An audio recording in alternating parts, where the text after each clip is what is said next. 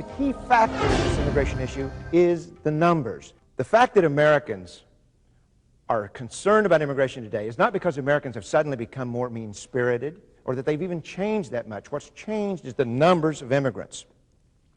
Now listen to these numbers. In the 40 years prior to 1965, we had an average of 178,000 immigrants per year. Now I call that the golden era of immigration because I can find no time in history when immigrants were so welcomed, when they assimilated so quickly, or when they did so well. Because we had lower immigration, we had a tighter labor market, which means that we had the pressure on more capital investment, we had pressure for higher productivity and higher wages. And because of that, we became a middle-class society during that golden era of immigration. And what's really wonderful about the golden era of immigration is that it's the only time in American history that there was a sustained, significant increase in the income of black Americans, and that increase was even faster than the increase for white Americans.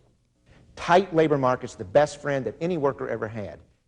But in 1965, Congress changed the immigration law and inadvertently sent the numbers skyrocketing. Between 1965 and 1989, we averaged more than 500,000 immigrants a year. Nearly every aspect of American society has changed because of that rapid increase. The polls show us that between 70 and 80% of Americans say immigration ought to be cut. And yet, Americans have not really spoken out that much about legal immigration. And I think the reason is because most of us have immigrant friends. We don't want to talk about things that would hurt the feelings of our immigrant friends. And we certainly would not want to say anything or do anything that would bring hostility toward the foreign-born among us. The polls show that Americans believe that immigrants are hardworking, family-loving people. They like immigrants. So what we have right now is a country in which Americans are pro-immigrant but anti-immigration. I find that people get angry when they see what I'm about to show you.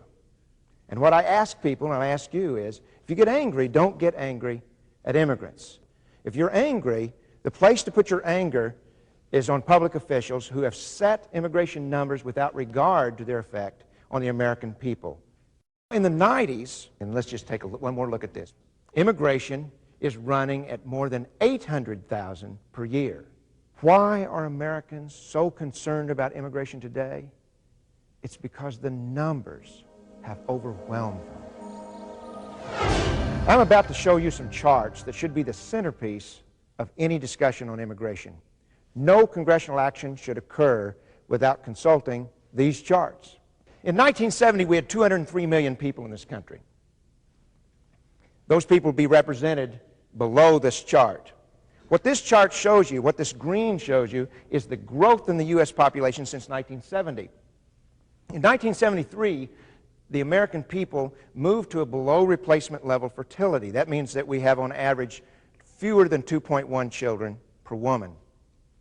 At below replacement fertility, we will eventually stabilize our population along with all the rest of the advanced nations of the world. But we still had growth.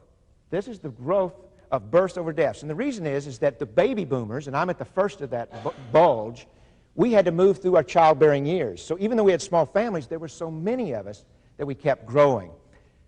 Demographers have shown us what will happen to the 1970 stock population throughout the next 50 years. And that is, they took the people who were here in 1970, subtracted the deaths of those people, added their descendants, and subtracted the deaths of their descendants. And they found that this is what will happen.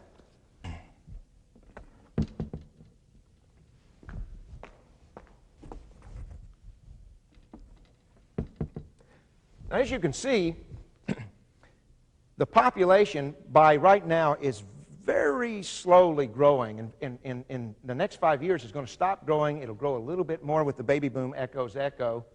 And then it reaches a peak of 247 million in the year 2030. This is not a zero immigration level, however. This is replacement level immigration.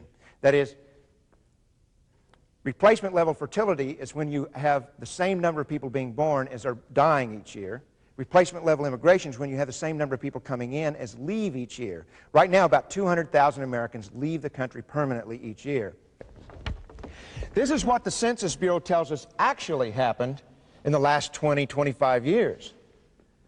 Now, as you can see, our population growth has doubled over what it otherwise would have. This red represents every immigrant who came since 1970, plus their descendants, minus the deaths of both groups.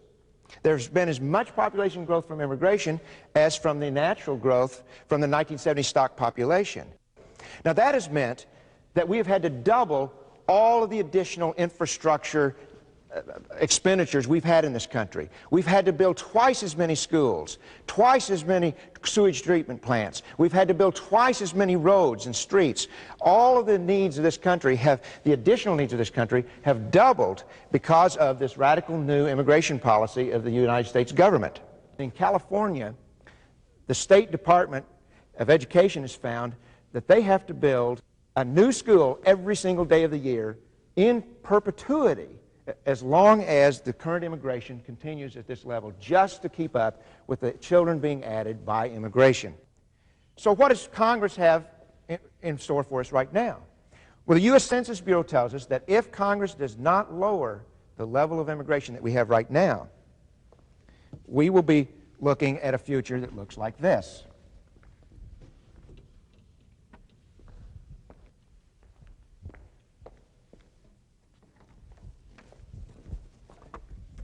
As you can see,